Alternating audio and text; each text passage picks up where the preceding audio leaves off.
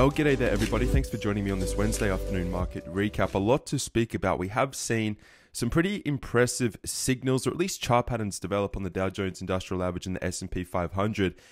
Over the past week now, it has been something that we have hypothesized taking place really since we established this exhaustion gap, and then again this final exhaustion down here. We've been speaking about the potential of an island reversal, more or less to come on up and to close this open window. What we've done is really produce something even stronger, even more bullish, which again is right in line with our forecast and our expectations on these markets collectively. Before I move into that, I just wanted to say, really on average across the board, when we have a look at the Dow, the S&P and the NASDAQ, we were up just over 2% on average across these markets. And again, a lot of those positions that we've been speaking about are beginning to actually trigger. Two in particular, Amazon and Google in our top 12 individual trade list. And there are also a steady flow of emails coming in about people taking those directional trades on the market indices through the diamonds and also the SPYs at the moment, and the Qs as well, which I'm very happy about. I'm going to go through the structure of this market at the moment, but above all else right now, pretty happy about the way the market is tracking, especially after this most recent chart pattern that I'm going to begin with right now with this market update. So you're all familiar probably with what the market did today. The Dow Jones Industrial Average on the daily time frame for Wednesday closed up just shy of 500 points. What we have right here, I'm going to ask you the question, all right, what is this pattern just here? Is it rare, and what type of pattern is it? And the answer to the first question is yes, it is very rare, especially on market indices. And the part B, or the second answer, is this is an island reversal sort of chart pattern playing out right now at a logical area of support, that we have had on our map and we have been paying attention to. And it's making a lot of sense with that ADX turning down. That was the title of the video as at the close on Monday. To further see that continuation in the breakdown of the ATX, which is representing a market bottom, with of course this reversal, this very quick shift in sentiment, market psychology, which has really helped propel these markets higher. What we're doing at the moment is coming back up to retest what appears to be that sort of aggressive accelerating trend line.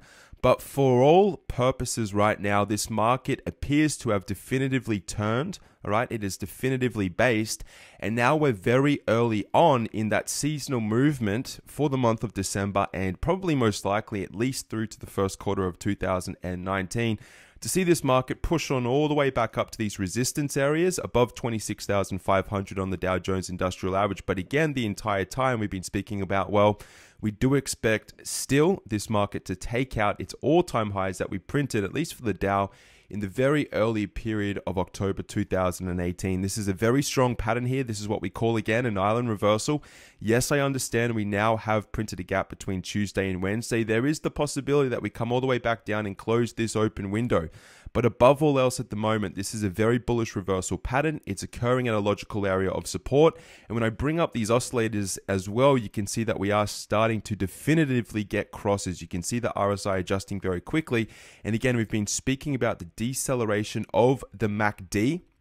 All right, back in towards the neutral line, which is exactly what's happening. And you can see the signal line down here about to actually cross that of the slow line as well. So all of these indicators, or at least these oscillators on the daily time frame for the Dow Jones Industrial Average and also for the S&P 500 and the NASDAQ, are going to shift bullish. If I go out another fractal too, you can see on the weekly time frame we've at least drawn parallels between really the first 3 months of 2018, okay, as we moved into that correctional type of trading environment, and really what's happened again since October, November, really September, October anyway, with the weekly sell signals on the oscillators. You can see that we're starting to get the adjustment on the stochastics, and the RSI is bouncing. The MACD still hasn't done all that much, but what I find more fascinating at this time, and even more reliable, is that of the ADX. I picked up on this again as soon as it began to tick down on Monday. We spoke about it as at that Monday afternoon market recap, and you can see that it is somewhat nosediving, especially after today's session. You also have the commodity channel index pushing back out of that negative 100 reading as well. So everything is good. Everything is sitting very nicely. If you've been triggered into the diamonds, congratulations. If I can bring up the S&P 500 as well, I just want to show you the same type of pattern. You can draw a little island through here. It's not as nicely sort of configured as that of the Dow Jones Industrial Average. But again, our initial suspicions that this may be an exhaustion gap appear to be playing out again with this secondary sell to the downside just here that has reversed since. We've got 3 consecutive white candlesticks. This is very close to a rising 3 type of pattern. Okay, well, not a rising 3 pattern, it's a soldier 3-day pattern, which is very bullish as well. So no matter which way you actually break this market down, I understand if you're just looking through the lens of the simple moving averages and the exponential moving averages, you could say, well, we could still see resistance at the declining 50-day exponential moving average. It's not really appropriate. It's not really applicable. It is somewhat defunct largely because if you take into consideration really the calendar year 2018, it looks as though we've just been stuck in this big channel consolidation, which we've been expecting to ultimately come on back up and break above the channel highs, which again is what appears to be happening after what is really taking place between 2,675 all the way down to roughly 2,600 that we tagged almost, or at least just over a month ago now. So very happy about the way this is playing out, the way it's shaping out. If I bring up the oscillators as well, you can see that we're starting to get those crosses. So now's the time to really position yourself for that bounce. You can see on the weekly candlestick, we're printing inside weekly sort of long day Morobozus. This may look like a tweezer bottom candlestick as well. Come the close of Friday, you can see the same type of reversal candlestick on the Dow right now. If I can zoom in, it really best sort of presents this to you. You can see the difference in sentiment, and really you need to bring this down, or at least break it down into the importance of macro support and resistance, and not buying into, of course, this sentiment of what the market is, or at least potential analysts or talking heads are talking about. When the market does sell off, you have to keep everything in perspective and then just let the technicals guide you in what you're going to do next. So we're seeing some very healthy, strong reversal signals. Again, on the NASDAQ, I've got a few emails about people jumping into the queues, not only today, but also a couple of days ago. They took the trade at 7,075. All of these trades are profitable, and I assume that they're going to continue to move into more profitable territory the further we move into December. So this is essentially the first entry. There is still the possibility that I spoke about on Monday that Apple may drag this market down, but it is only going to be a temporary sort of move. We've still got to close this window.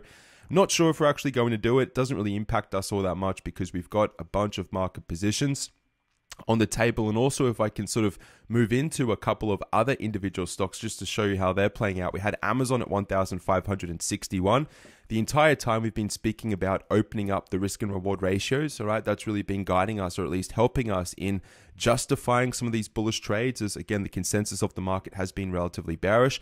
At the moment, for those of you who got in at 1,561, you are up already over $100. You've made over $100 of intrinsic value in those derivative contracts. And if you're working with the delta of 0.7, say you're going 1 to 3 strikes in the money, those positions, although I'm not going to put out a percentage return, they are phenomenal. So congratulations for those of you who've taken the trade down on Amazon around 1,561. That is working out brilliantly for you, and I'm very happy for you. The other trade I just wanted to quickly recap was that of Google. Today we got a pop. We closed up $36. We're closing very close to 1,090. The entry was 1,067. So again, to a lesser extent, it is only $23 on the upside. But what makes us happy about this trade? Sorry for my illustration, my hand-eye coordination at the moment, it's not really working all that well. But the good news is that this is potentially the beginning of a much larger move higher. So although we haven't really been all that active, in fact, we haven't been active really at all since this secondary sell wave has sort of shaped out. We've expected the secondary sell wave, which has come. We've just been waiting for it to actually stop, to conclude, and then give us definitive signals of a reversal. When you start combining the candlesticks with the chart patterns, all right, with support and resistance, with these oscillators that are beginning to shift on the daily, with the oscillators that are beginning to shift on the weekly time frame, with the ADX also turning down, which we picked up on, and we've been sort of just waiting for that to actually set up. And also we've been speaking about the Bollinger Band shaping up, Bollinger Band double bottoms. If I can push the right template key on my mouse pad here, you can really begin to see how this trade is really coming together. So I'm pretty happy, and I assume that you're pretty happy as well out there, no matter where you are located around the world. It's a pretty good way to end this Wednesday afternoon market recap. But there's always the possibility, I just wanted to say this, although we have been strategically waiting for the reversal to show up, right, from this correctional type of pullback into the continuation of both the intermediate and the macro trend higher, you have to acknowledge that on the Dow Jones Industrial Average, we still have an open window that may be closed. So the gains that we established today, 491 points, temporarily, they may be given back.